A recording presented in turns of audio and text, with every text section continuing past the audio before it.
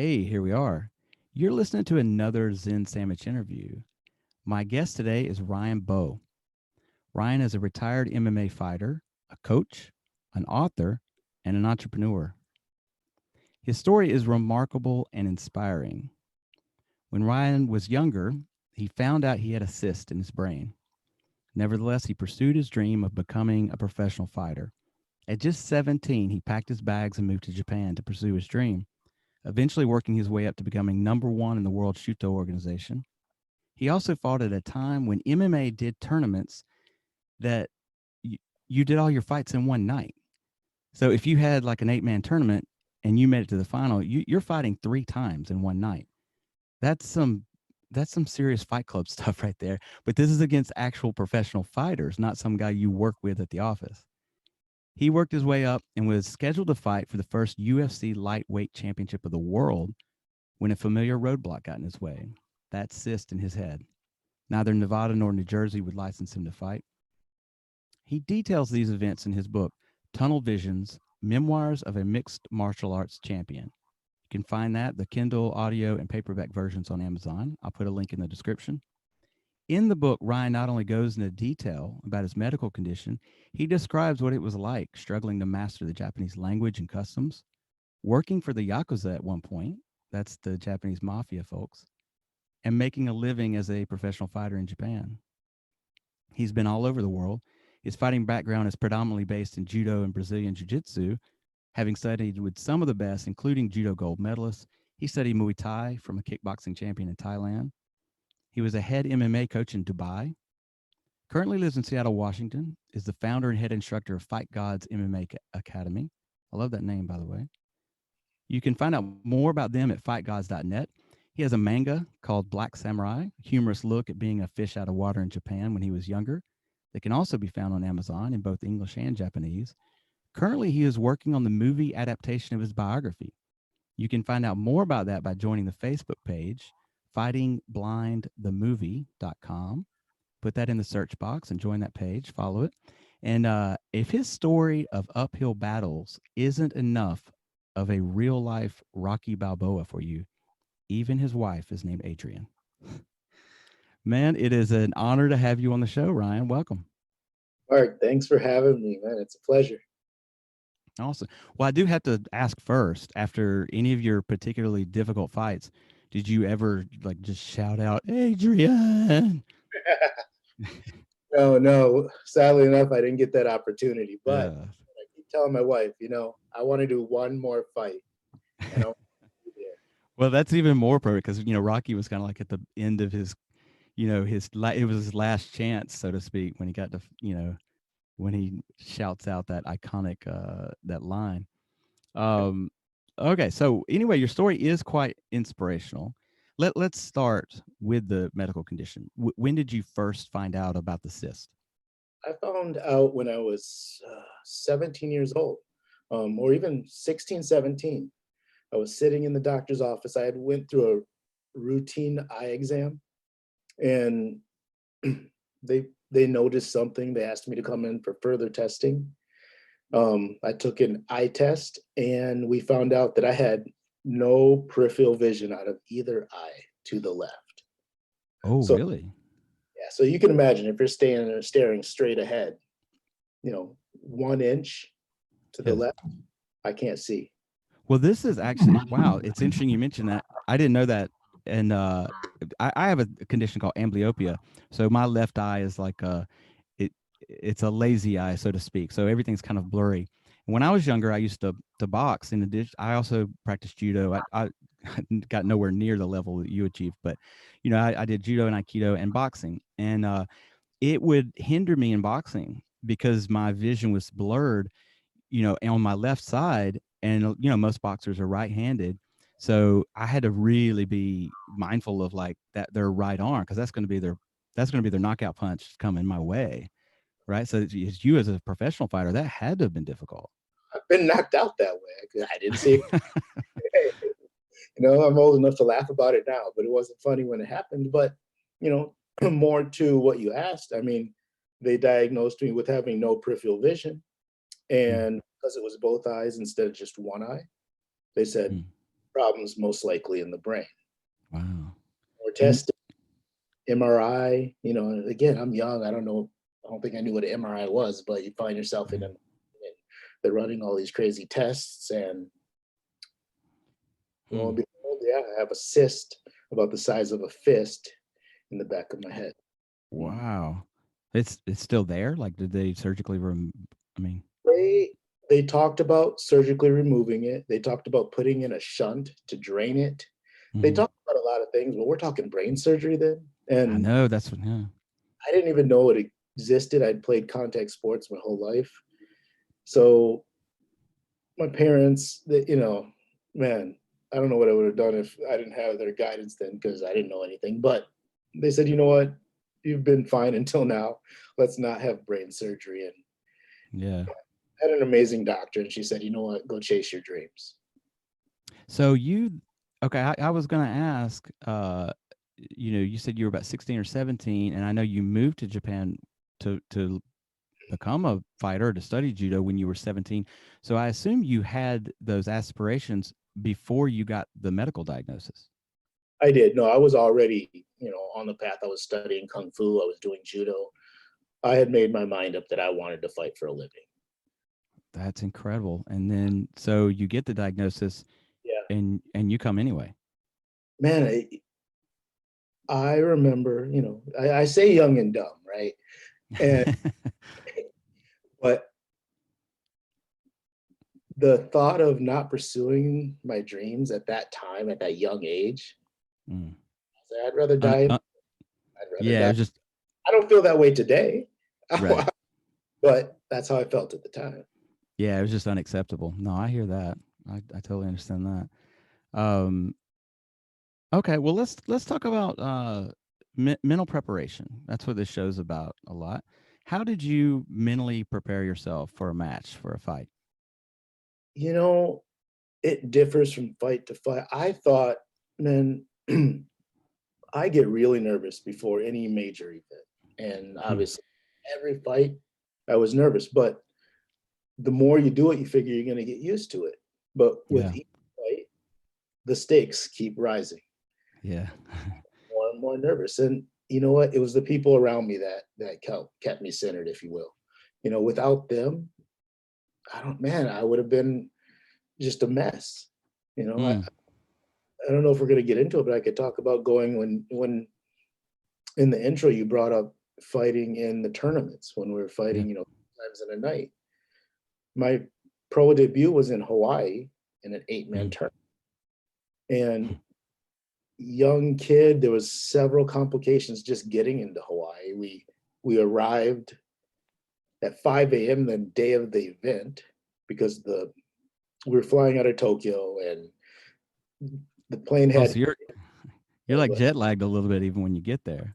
well, the jet lag was horrible, but no, the plane had issues, so it was delayed. They said the engine failed before we boarded, so to put us up overnight. So we arrived late, and I got there at 5 a.m. the day of the fight. And yeah, man, that was a mess mentally. But Frank Shamrock at the time, he said, I got you. Just listen to me. I'll be in your ear the whole time. That's awesome. Yeah, that's you bring up a good point for people who might be listening who even if they're not, an aspiring MMA fighter, the point being to surround yourself with good people, you know? And for me a lot of times too, it's to recognize the opposite when somebody maybe is a negative influence or, pessimistic or, that sometimes you got to cut the strings and just you know you can't be around people like that because they're going to bring you down. You got to surround yourself with people who are going to bring you up and support you. Like, I mean, I keep my circle small. And I mean, I think we need to be selective with who we allow around us, because I mean, I'm big on mentors, Yeah. and we're a product of our mentors, ultimately, right? Hmm. I agree. So your nickname was Kaminari, right? And in Japanese that means thunder, correct? Yes. All right. Well, that might relate to the next question I had that I've always wanted to ask fighters, and I haven't asked this before. I don't know why, but the intimidation tactics that an opponent might do before a fight, whether that's you bringing some thunder or them, doing the stare down thing, or there's some fighters get like that crazy look in their eyes, or some other theatrics. Does that work? What kind of impact does that have? On me, none. Like I don't really pay too much attention to the mean mugging and Right. all that nonsense. You know what's scary is when you arrive at weigh-ins and your opponent smiles, big wide grin, and he shakes your hand, he gives you a hug. He's like, Yeah. "Bro, what's up? Hey, tomorrow's gonna be a lot of fun. And we're gonna fucking punch each other in the head." Yeah, because he's not sweating it. He's that confident. Confidence, they believe in their training. I mean, there's no Mm. point in trying to instill fear in your opponent because the work's already done and you believe in yourself. That's what was shocking. That's when I got a little worried. Yeah, I'll see that stuff before I watch a boxing match or an MMA match, and I just think like, dude, you're doing that to another professional fighter. Like, there's almost nothing you could do if you're at that stage, that level. Like, you're not gonna shake me down with your stare. The only human being on the planet that was ever able to successfully do that was Mike Tyson. If you looked at Tyson before those fights, man, that dude, you could just see, oh my God, this guy's about to murder me. There's actually scared. I'm scared. You know what? Uh, But man, like, yeah, I don't remember. I don't recall a person trying to really mean mug me mm, and trying to scare me. Yeah, it wasn't really done. You know what I do see though is there's two types of people. There's the ones that will meet your eyes and look you in the eyes and stare back at you. And mm, then there's those that just they don't like the eye contact. They look down, they look at your forehead, they look anywhere but mm. into your eyes. And Yeah. Well, just when I would compete in judo, I and it wasn't at all a fear thing for me. It was a focus thing. Like I would look at somebody in the eye before a match or whatever, but I was sort of I kind of fixed my gaze on their chest and hips, and so like I wouldn't look. I don't know. I remember like doing randori with this guy, like just kind of a workout with this guy, and it sort of freaked him out. He's like, "Man, you won't take your eyes off my torso." And I'm like, "I'm just locked in, dude. I'm just focused. I'm not." So I just skipped past all the intimidation stuff. I was like, just going for what do how do I do this technique, or what's next? well, the body doesn't lie, right? You can read, Right. but Yeah. to that, like Gomi Takanori, former lightweight pride champion. He's one of Mm, those guys who never look you in the eye when it comes to the face off. yeah. The fight starts, he's throwing bombs. He's not afraid. Yeah. That's awesome. Um, Okay, so we know about the story about the cyst in your brain, and you marching forward anyway. Tell me about another time in your life when you struggled. I mean, everybody does, whether it's in training or a match or just a period in your life. But a time that you pushed through, you got to the other side of a wall. Whatever was holding you back, how did you get over that wall, around that wall, under that wall? How did you get to the other side? Man, it goes back to the same answer, but I'll set it up here is I was living in Japan at the time, and I made the decision to want to pursue it professionally. Mm, And I got invited by Frank Shamrock to fly out to California and take the infamous Lion Dins test or his mm, version. It's back in the day, it was like 500 push-ups, 500 sit-ups, 500 squats, and they beat the shit out of you, coach you on or off the team if you survive. That's the original story of it. But nonetheless, I flew out to California. I took the test, and luckily I made the team. But it's awesome. anybody can be tough for a day, right? You will yourself to be tough for the day. It's like Right. once I'm on the team, now I'm training 3 times a day, 6 days a week, getting beat up. Your body's just, you're tearing your body down and you're having to continue. And that's where I really had to look in and said, hey, is this really what you want? And I broke, to be honest. I broke. Wow. We all come to that line. Yeah. And we don't want to say it, but I broke. I called my father, tears are running down my face. Wow. Yeah. He said, son, I believe in you. This is what you want. This is what you worked for. This is what we worked for. You've been doing this for so many years. And so then what happened? I mean, what you kept on or what? I kept on. Yeah, I fought for Yeah. 5 years. I continued, and then shortly after that, yeah, I won the Hawaiian Super Brawl, the 8-man tournament. That's awesome. But man, I had a weak moment and I broke. But I needed a supportive figure to reel me back, you know. Yeah, again, coming back to that, surround yourself with positive influences. Surround yourself with role models. Surround yourself with people you look up to. You know? I mean, a lot of people, we don't want to admit it, but man, we need that to pick ourselves up, you know. And I mean, sure, when you're in the fight, there comes a point when you're all you have You're to by yourself. Yeah. nobody's gonna fight for you, right? Right. But getting to the fight, once the training's done, the training's the hard part. The fight, that's the celebration. Well, you've been successful at so much. You've overcome so much in your life. Um, where where's the room for improvement? What is something you wish you did better in life? I'm working on it now. You know what? I met my wife after I retired from fighting. I moved back to the US and we met, and she's a veterinarian. And at the time, I was anti-traditional education. Like, I'm never going back to school. I hate school. I don't want anything to do with it. But looked at her, you know, and her being a doctor and being so successful within the medical field in her field. And I'm like, she motivated me to go back to school. Oh, And that's awesome. and to do something that doesn't come naturally to me. Sports, they've always come relatively naturally, right? Right. School, oh my God. She had to work with me initially to just in the basics. But I went back to school in 2012.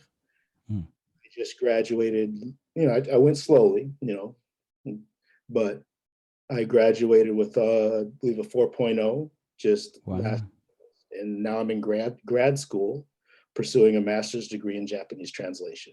So Wow. That that was is awesome. and Congratulations, man. I might fail along the way, but I'm trying. That's it. Dude, that is awesome. And as well, I mean, two things I want to say. First is that, yeah, I've always said that traveling and education are like the two kind of fundamental blocks for wisdom. And you've already been all over the world. Now you've got the education to go with it, and that's incredible. And also, the second thing I wanted to say is, as a student of Japanese language, my wife is Japanese, and we her English is terrific.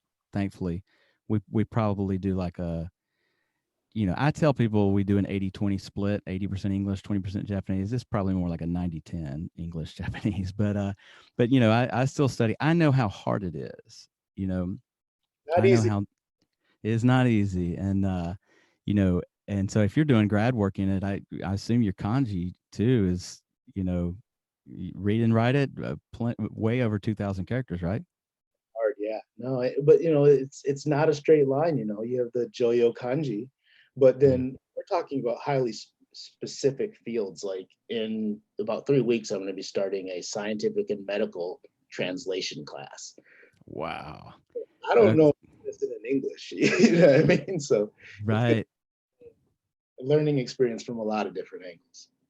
That's impressive, man. I'm serious because that takes a lot of intellectual prowess, a lot of ability. I'm not kidding, because I get to places in Japanese, I'm just stuck, and I'm like, oh, I give up, man. I can't do this. That's Oh, good stuff, man. I wanted to give up several times in the last few weeks, but I wake up early and I say, I'm the first to rise and I study. When you Mm, take a break, I'm studying. When you're sleeping, I'm studying. I mm. might be slower, and I might have to read it over because I'll be honest, I don't read too well, but You read Japanese well, and it's I, not your first language. for school though, like to be fair, I was young. I mean, I moved when I was 17, so I do have that as a, that I truly do believe being an early learning when you're younger helps.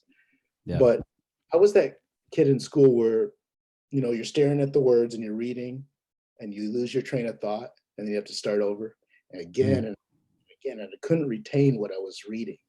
Um, with online studying, one way or another, it's working a lot better for me. And Okay. I just put in the extra work, the extra hours. It takes me a lot longer, I'm sure, than most, but Man, that's an inspiring story. I know that like if people look you up on Google and read your Wikipedia page, they're going to read about the cyst and the fighting career and all that. I think this is just as inspiring of a story, man. I mean, to push through when you do have you might have trouble, reading something, you got to go back and read it. A lot of people give up at that point, but for you to just put in extra time and to keep going at it, that's good stuff, man. yeah, I mean, I think doing what you love goes a long way. You know what I mean? Yeah, As far as finding the motivation to continue. absolutely. Well, Ryan, I usually do a segment near the end of my show called 5 Minutes In, where I give the listener something to dwell on or think about for 5 minutes or some way to just add 5 minutes of Zen to their life. In your case, the question that is designed for someone like you, and this question is, and that question is, how to pick yourself up when you get knocked down in life, but frame it in a way of advice. I mean, give the listener some kind of 5 minute Zen advice, like someone that lost their job, or maybe the relationship fell apart.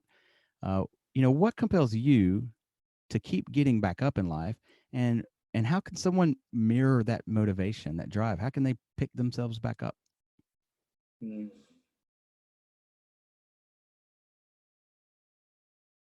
Man, I don't have a specific proverb or quote to really say, but it's, you know, set your goals, however small they may be, right? We have our big goals, right?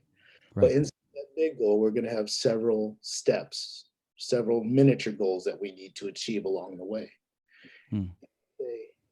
Keep that goal, that big goal in mind, but focus more on the small goals. What do you have to do today to make sure this week goes better? What do you have to do this week to make sure this month goes better? What do you have to do this month to make sure this year goes better? And if we approach it that way, everything becomes possible, everything becomes achievable, it becomes attainable. Yep. And I I like Wait, say that last part again.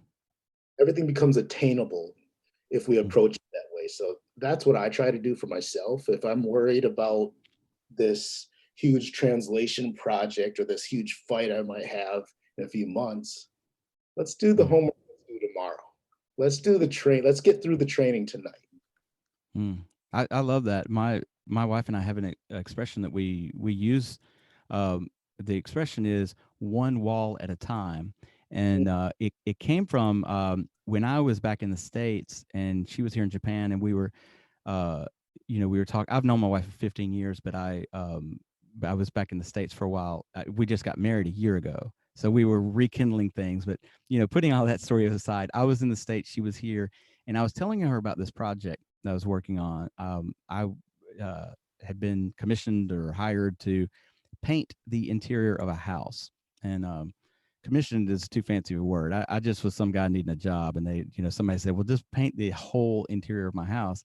I'm like, all right, and it was just such an overwhelming project when I first took it on. I was like, "Damn, man, I got it."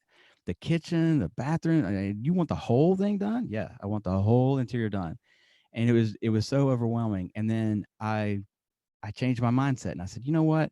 Stop thinking about, I mean, keep in mind I've got to do the whole house, but let's just knock out this one wall right now. I'm just going to knock out this wall. I'm going to paint this wall. And, 2 hours later, or I don't know how long it took me, but, a few hours later, the wall was done. And I was like, oh, okay. All right, let's do this wall. And it's just one wall at a time. Before you know it, I had that whole house painted. Exactly. What do you call that again? Because that's exactly what I was trying to explain. Yeah, so we just say one wall at a time. So anytime we're overwhelmed with something, I'm like, hey, let's just do it one wall at a time. I like it. I like it. And I Yeah. truly believe that's the answer. I mean, if we don't want to get too far ahead of ourselves and just focus on the wall in front of us. Mhm. Exactly. Well, Ryan, thank you so much, man. This has been great. What else you got going on? So you're working on the screenplay, and who do you want to play you in the movie? Denzel? You know what? My this has been a project that I've spent a few years on actually working on when I first kind of thought of doing it. I wanted Will Smith to play my father's role. Oh, nice. That was the goal. I think that's kind of changed today. I'm actually in talks with a production team, right? And I have all these ideas. I was like, okay, what about Michael Rainey Jr., for example, to play Ryan? Michael Yeah. is the actor. He plays Tariq in Power, right? Okay.